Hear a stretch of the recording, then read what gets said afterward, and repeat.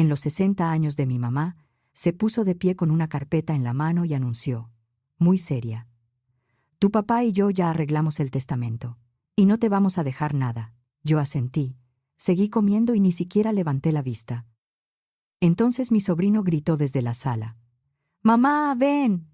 La tía Ariadna está en la tele». Se hizo un silencio tan raro que hasta el tenedor me pesó en la mano. Todos voltearon al mismo tiempo, y cuando vieron el cintillo de abajo, nadie pudo decir una sola palabra. Ariadna Jiménez, empresaria del sector tecnológico, millonaria, directora general de Jiménez Morales Seguridad. Bueno, mejor vámonos al principio. Me llamo Ariadna y tengo 33 años, pero esta historia empezó cuando tenía 22, recién salida de la universidad, con la carrera de computación terminada y una mezcla peligrosa de ilusión y miedo porque, la verdad, no tenía idea de qué iba a hacer con mi vida. Mi primer trabajo fue en una empresa de sistemas en Santa Fe. Me acuerdo perfecto del primer día. El lugar olía a café quemado y a desvelo. Las luces blancas te hacían ver como si no hubieras visto el sol en meses. Y la mayoría caminaba rápido, con esa cara de «no me hables, traigo 1000 cosas encima». Pero era un sueldo. Y yo lo necesitaba. Mis papás me lo habían dejado clarísimo desde que me gradué. Se acabó la ayuda.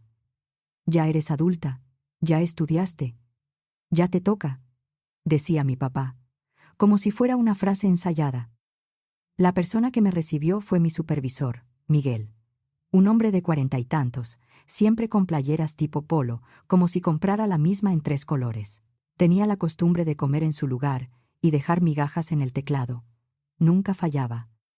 «Eres la nueva», me dijo, sin mucha emoción. «Vas a empezar con correcciones básicas y revisión de código. Nada de cosas grandes. Primero, aprende». Y eso hice. Durante 3 años. Correcciones, revisiones y más correcciones. Yo vivía en un departamento chiquito, que me consumía buena parte de la quincena. Muchas noches cenaba sopa instantánea y trataba de ir bajando la deuda que traía encima por la carrera, por la titulación y por haber sobrevivido esos años como pude. Mis papás me hablaban cada domingo. No para saber cómo estaba yo, no, más bien, para revisar cómo iba mi vida. «Ariadna, ¿ya conociste a alguien?», preguntaba mi mamá. «¿Y el trabajo? ¿Ya te dan buenas prestaciones?». Y luego venían las comparaciones. Siempre. «Tu hermana Lorena va muy bien en la agencia», decía mi mamá, como si estuviera leyendo un reporte. «Le dieron un mejor puesto, y su novio, Daniel, ya está creciendo en la firma». Lorena era 2 años mayor que yo, y para mis papás era la hija perfecta. Tenía un plan, tenía orden, tenía pareja estable, tenía la boda en puerta, todo lo que a ellos les daba tranquilidad. Y yo estaba ahí, arreglando errores de sistemas ajenos, viendo cómo la gente decía que sí le entendía y luego me dejaba el desastre, preguntándome si de verdad iba a pasarme la vida así. Hasta que un día me llamó Javier Morales. Javi y yo fuimos amigos en la universidad. Éramos de esos que se quedaban hasta tarde trabajando en proyectos, comiendo cualquier cosa de la cafetería y discutiendo ideas como si con eso pudiéramos cambiar el mundo. Él era brillante, de esos que escriben código como si estuvieran conversando, y siempre traía una idea grande en la cabeza. «Necesito hablar contigo», me dijo, sin saludo largo. «Tengo una propuesta». Nos vimos en una cafetería cerca de mi oficina, de esas donde siempre hay gente con laptop y cara de preocupación. Se sentó, abrió su libreta y fue directo al punto. «¿Te acuerdas de cuando en la universidad hablábamos de sistemas de seguridad para casa? Sensores, cámaras, todo integrado. No como esas cosas limitadas que solo graban y ya». Me acordaba, claro que me acordaba. Habíamos pasado horas soñando con lo que podríamos armar si tuviéramos recursos. «Sí», le dije. «¿Qué traes?» «Ya lo estoy haciendo. No es una idea, es algo real. Un paquete completo de software para seguridad residencial. Cámaras, sensores de movimiento, puertas, alertas, todo. Y funciona bien. No de ahí la lleva. Bien de verdad. Yo me enderecé en la silla. Te escucho. Necesito una socia. Alguien que sepa igual que yo la parte técnica y, sobre todo, alguien en quien confíe. Juntamos ahorros, abrimos la empresa, y lo que entre se divide mitad y mitad, 50 y 50. Me quedé callada unos segundos. En mi cabeza apareció mi cubículo, con la luz parpadeando arriba. Las latas vacías de bebida energizante que Miguel dejaba apiladas en su escritorio. El póster motivacional de «Trabajo en equipo», que alguien había rayoneado, porque, claro. «¿De cuánto estamos hablando?», le pregunté. «Yo tengo ahorrados 200 y tantos mil pesos, casi 300. Si tú le entras igual, arrancamos bien. Registro, equipo básico, una oficina chiquita, lo que se necesite para armar algo serio». Casi 300.000 pesos. Era prácticamente todo lo que yo había juntado con esfuerzo en esos 3 años, contando hasta lo que tenía en mi fondo de retiro y un ahorro chiquito que había hecho por mi cuenta. Si esto salía mal, me iba a quedar sin trabajo, sin colchón y con toda la presión familiar encima. «Dame una semana», le dije. «Una semana para pensarlo». Esa semana fue un infierno. Hice listas, calculé, borré, volví a hacer cuentas. El camino seguro era quedarme en la empresa, aguantar, esperar un ascenso, seguir ahí y ya. El camino riesgoso era apostarlo todo por Javi. Al final, hice lo que siempre hacía cuando me sentía entre la espada y la pared. Llamé a mis papás. «¿Quieres renunciar para abrir una empresa?», dijo mi papá, como si yo le hubiera dicho que quería saltar de un puente.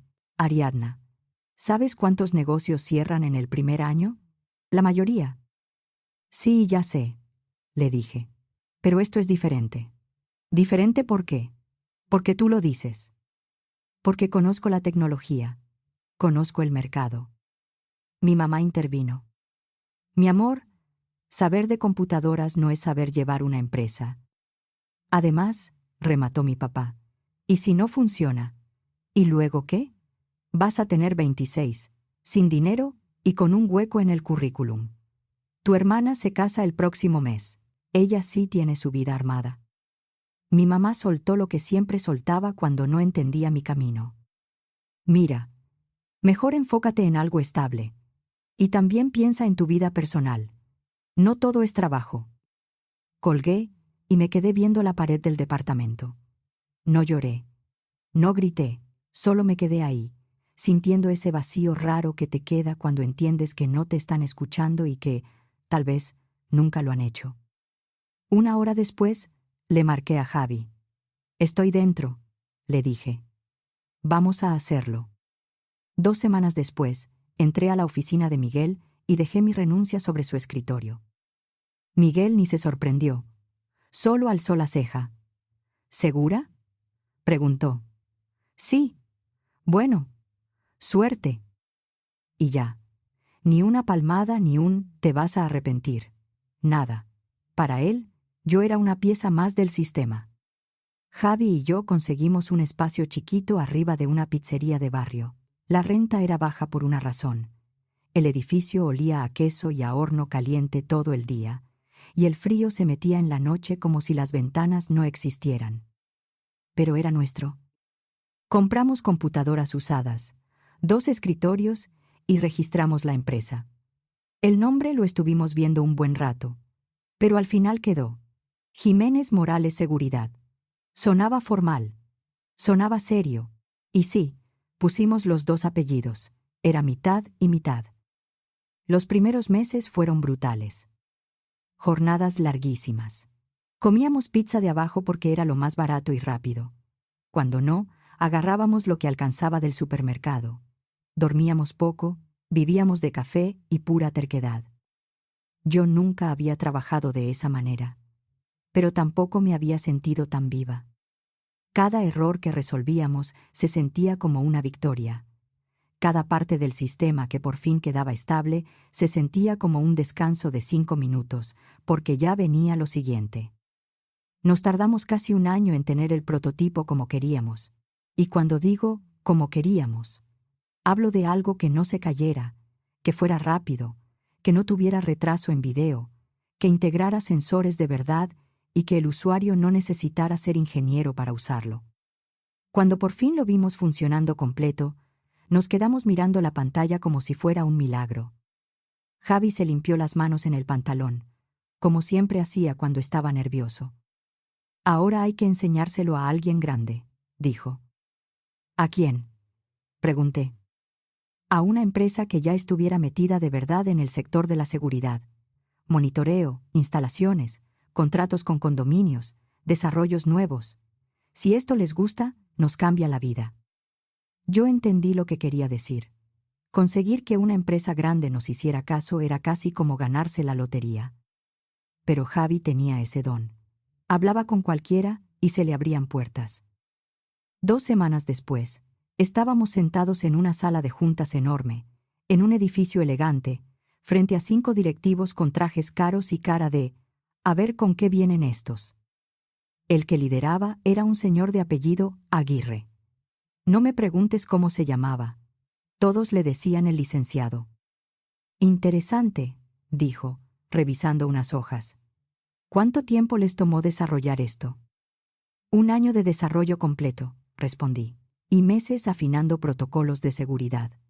El sistema maneja hasta 40 sensores por concentrador, sin retraso, y el video se mantiene estable».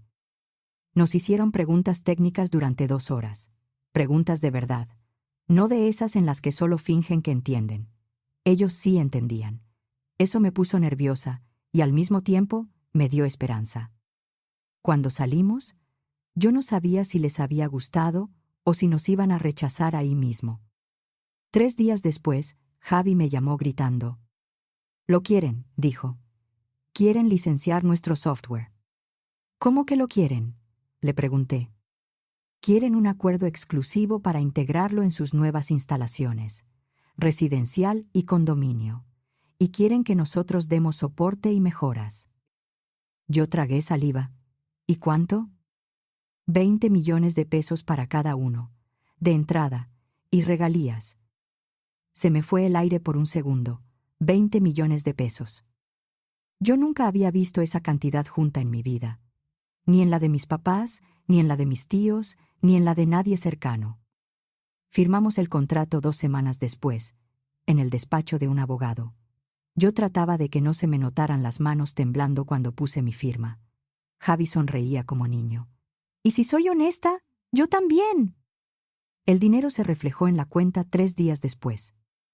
Debí llamar a mi familia. Debí decírselos. Debí compartir la noticia con ellos. Pero me acordé de esa llamada donde me dijeron, casi con pena, que yo estaba tirando mi vida. Una parte de mí quería demostrarles, sí, pero en mis términos. Y otra parte quería protegerme de sus comentarios, de su forma de minimizar todo lo que yo hacía. El único evento familiar al que fui en ese tiempo fue la boda de Lorena. No había forma de zafarme. Mi mamá llevaba 2 años planeándola y dejó clarísimo que no era opcional. La boda fue exactamente como te imaginas. Iglesia grande, fotos por todos lados, salón elegante, mesa de regalos, gente opinando de todo. Lorena se veía perfecta en su vestido blanco.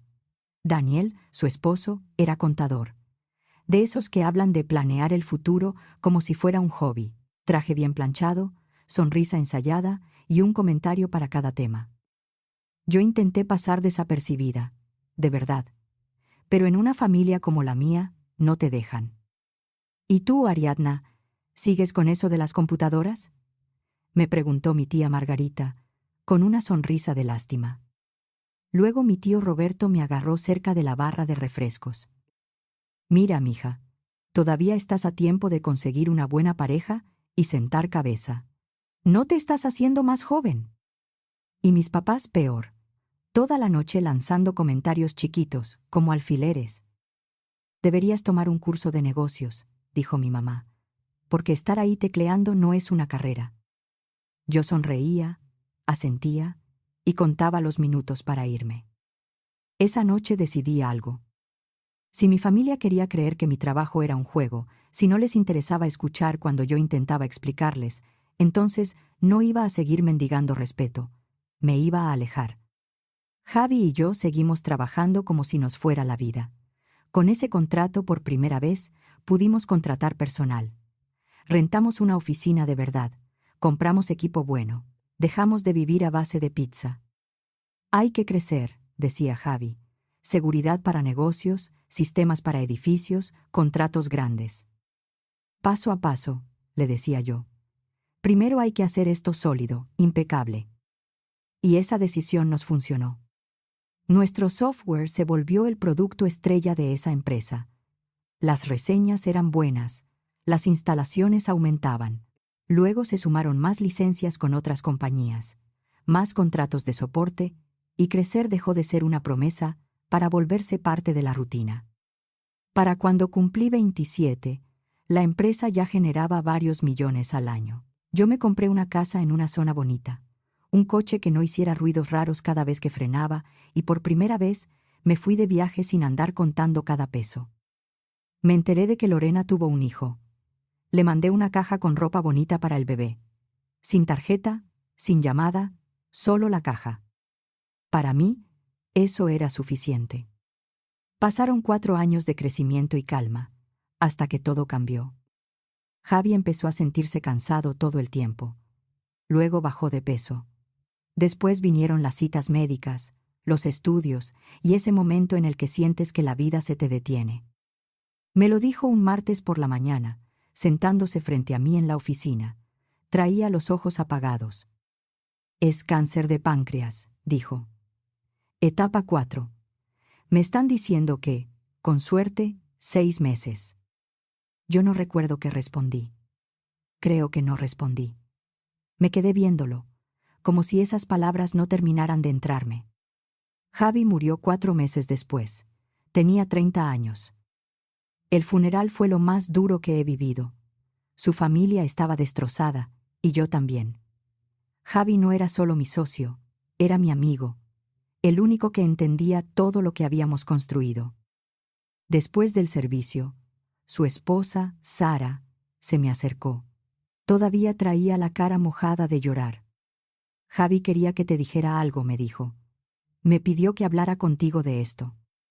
Yo asentí, sin confiar en mi voz. Él quería que tú compraras su parte, dijo ella. No quería que su familia se metiera en el negocio. Quería que tú lo manejaras todo. Yo respiré hondo. Le compré a Javi su 50% en 120 millones de pesos. Así, de golpe.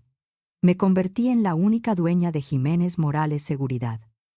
Pensé en cambiarle el nombre. Lo pensé varias veces, pero no pude. Javi merecía que su nombre se quedara, aunque él ya no estuviera. Trabajar sola fue más pesado de lo que creí. Ya no tenía a nadie que me mirara y entendiera sin explicaciones. Ya no tenía con quién reírme en la madrugada cuando algo por fin salía. Pero la empresa siguió creciendo. Nuestro software se instalaba en miles de casas y edificios.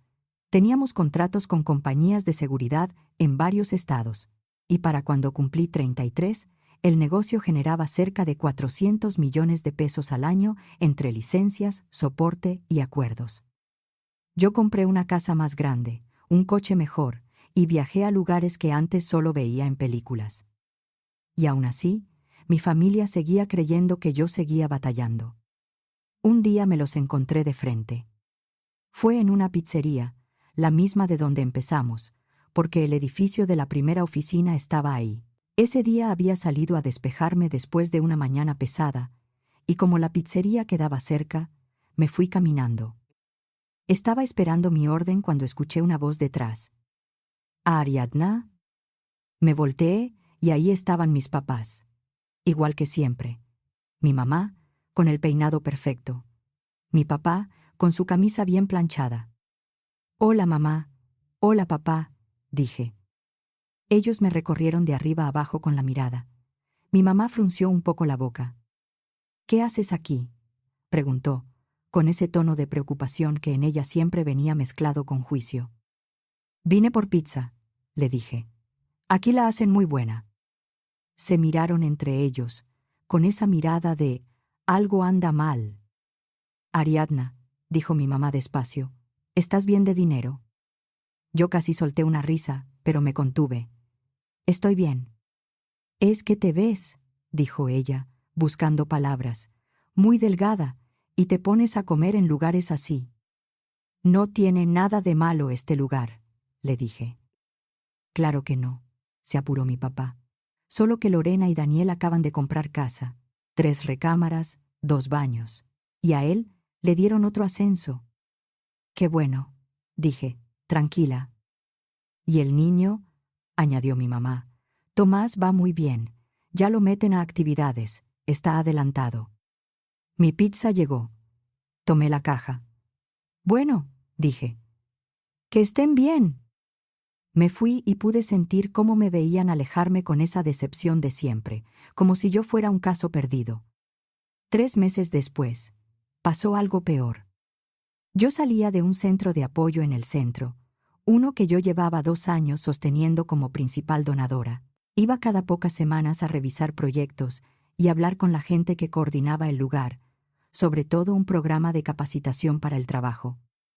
Ese día acababa de hablar con Verónica, la directora del centro, sobre ampliar talleres, cuando salí a la banqueta y vi un coche conocido estacionado cerca. Era media tarde y el tráfico ya se estaba poniendo pesado. Lorena se bajó del lado del copiloto, impecable como siempre, con traje sastre y tacones. Daniel iba manejando, y atrás iba Tomás en su sillita. En ese tiempo, Tomás era un niño pequeño, de unos 4 años. Lorena se me quedó viendo, luego volteó al letrero del lugar y abrió los ojos. ¿Qué haces aquí?, preguntó. Yo miré el letrero, que decía claramente que era un centro de apoyo para personas en situación de calle. Vine a ver cómo va el programa, respondí. Ella hizo una pausa, y su cara cambió a algo que parecía lástima. Ariadna, dijo bajito, como si estuviera a punto de decirme un secreto, no me digas que estás viviendo aquí. Me tardé un segundo en entender. Luego entendí. ¿De verdad creía que yo estaba ahí porque no tenía dónde dormir? Lorena, dije, lo más tranquila que pude. Si algún día necesitara ayuda, sabría perfectamente a quién llamar. A ella se le iluminó la cara, como si eso confirmara su idea de que me estaba haciendo la fuerte. Claro, dijo, familia es familia. Mira, si ocupas, habla con mis papás. Ellos te ayudan. Y si quieres, Daniel puede ver si en su firma hay algo para ti. Siempre buscan gente para cosas básicas. Cuando se fueron, yo me quedé ahí, viendo cómo se alejaban. Y me dio por reírme. No de burla, de lo absurdo. Yo estaba ahí por elección, para revisar un lugar que yo sostenía. Y mi hermana me ofrecía una oportunidad de entrada, como si me estuviera haciendo un favor enorme. Pasaron 3 años más. Yo cumplí 33 en abril. Nadie me llamó, nadie me mandó mensaje, nadie se acordó de mí. Ya era normal. Lo celebraba con mi equipo o sola. Y aunque dolía, me acostumbré. Un mes después, sonó mi teléfono.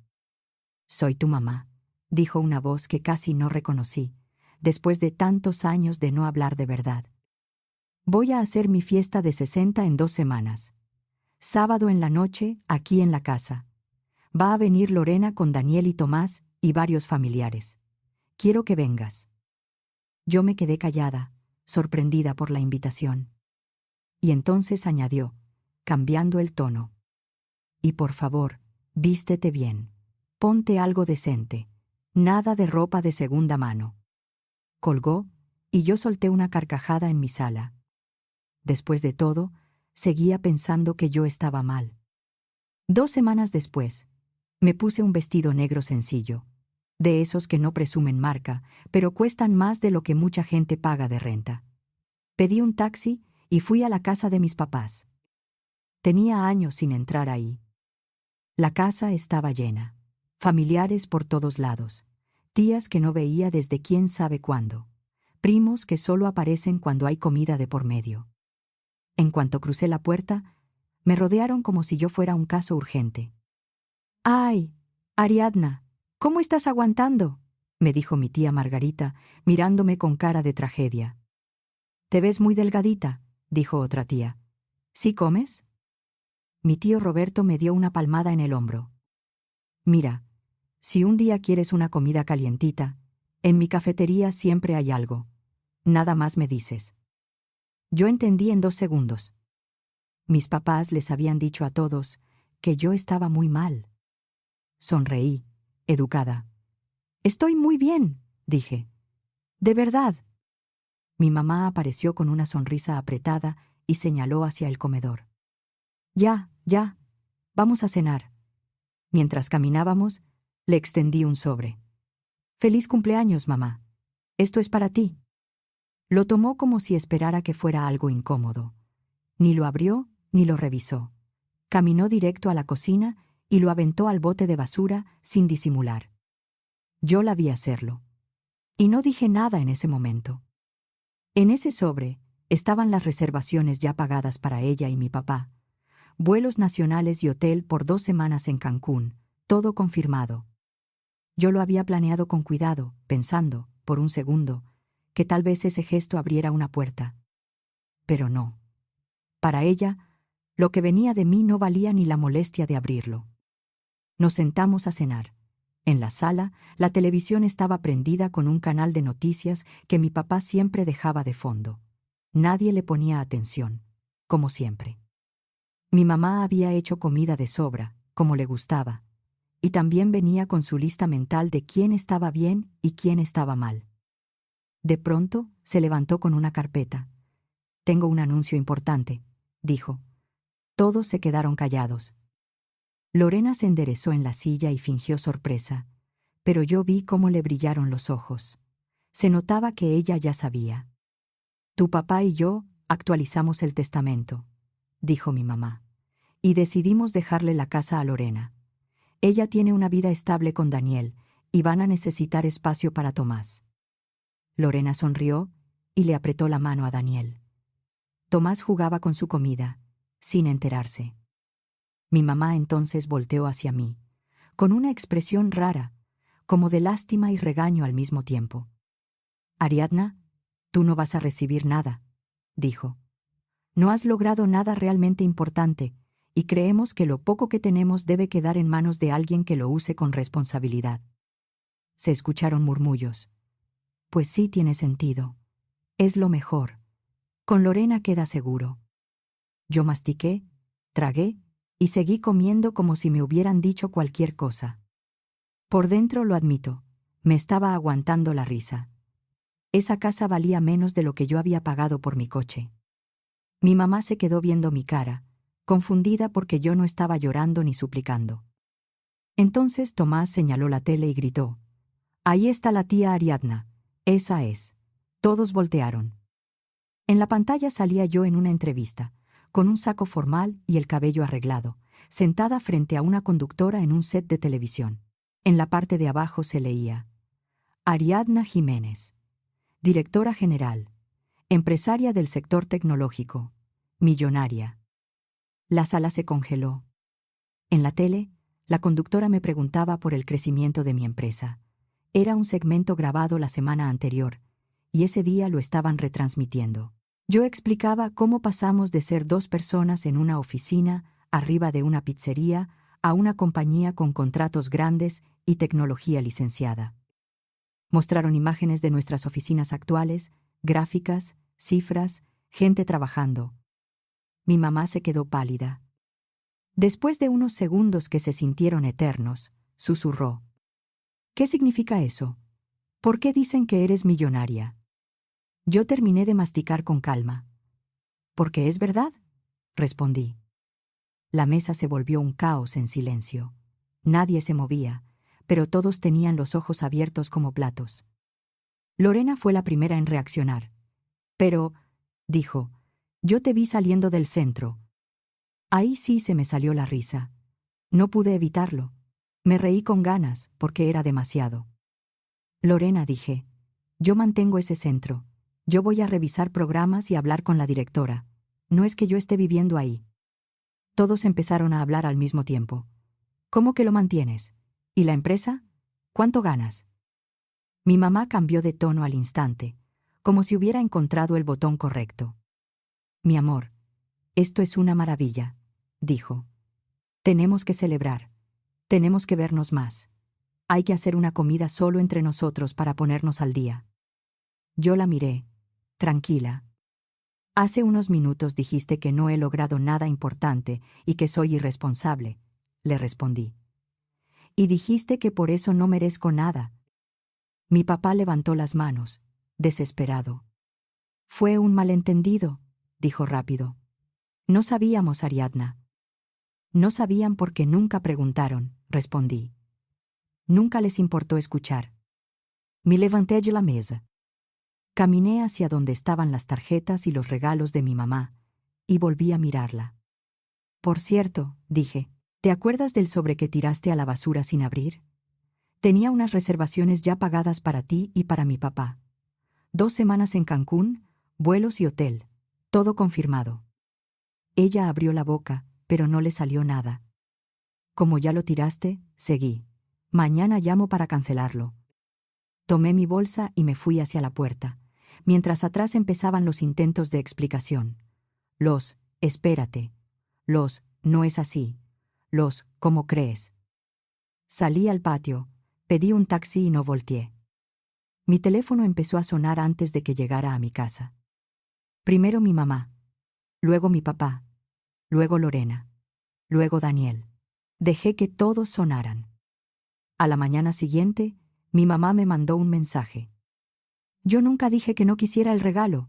No tienes derecho a cancelarlo. Horas después, me llamó con una voz dulce, de esa dulzura falsa que ya le conocía. Ariadna, mi amor, creo que todo se salió de control. Estoy tan orgullosa de ti. Vamos a comer y hablamos. Ya es muy tarde, le dije. Tú ya dejaste claro qué piensas de mí. Colgué. Y entonces empezó lo peor. Empezaron a llamarme familiares que no habían dicho ni una palabra en años. Un primo quería dinero para abrir un restaurante. Una tía preguntó si yo podía meter a su hijo a un puesto, aunque sea de entrada. El tío Roberto, el mismo que me ofrecía comida caliente, ahora quería invitarme a cenar para hablar bien. Era humillante. No para mí, para ellos. Años tratándome como una decepción, y ahora querían ser cercanos porque me vieron en televisión. Bloqueé a todos. A mi mamá, a mi papá, a Lorena, a Daniel, a tíos, tías, primos, a todos los que solo se acordaron de mí cuando vieron cuánto dinero tenía. El silencio en mi celular se sintió raro al principio. Luego fue un alivio. 6 meses después del cumpleaños, me encontré a mi prima Jimena en el supermercado. Ella fue de las pocas que no me buscó para sacar algo de mí. Me vio entre los pasillos y se acercó con cara de pena. Oye, me dijo, solo quería avisarte algo. Eres el tema principal en todas las reuniones familiares. ¿En serio? Pregunté. Sí, dijo. Hablan de cuánto dinero tienes tú, y dicen que eres egoísta por no compartir. Tu mamá anda diciendo que se te subió, y que ya olvidaste de dónde vienes. Y la tía Margarita repite que la familia es la familia. Yo solté una risa corta, más cansada que divertida. Jimena se encogió de hombros. Mira, te lo digo así, añadió. Ellos tuvieron años para tratarte como familia. Años. Y eligieron no hacerlo. No te culpo por seguir tu vida. De regreso a mi casa, manejando, entendí algo que no había querido aceptar por completo. Yo sí les di oportunidades para acercarse. Yo sí lo intenté. Pero ellos eligieron juzgar en lugar de apoyar. Eligieron pensar lo peor en vez de preguntar. Eligieron la burla y la lástima en lugar del cariño. Y al final, me quedó una certeza muy clara. Estoy bien así. Sin ellos,